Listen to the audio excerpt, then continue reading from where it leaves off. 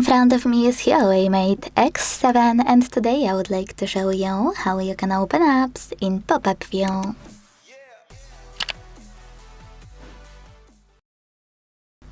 First of all, select an app you wanna use in this view and launch it in the background.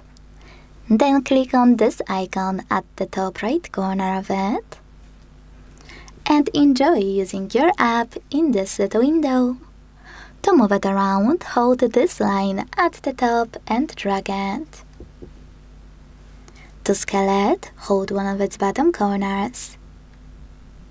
Then drag it, and when you're finished, let go. To minimize your app, you can tap on Home button and swipe Tiny Window to the side. Then tap on this bubble and Tiny Window to go back to standard floating one. If you wish, you can also use this line at the top left corner to minimize it right away.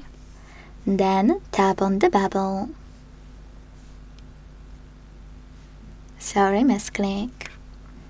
If you wish to close your window, click on this X at the top right corner. You can also turn it into a bubble. Hold your bubble and drag it to remove section. Then let go. To use your app in full screen view, click on this icon at the top left one.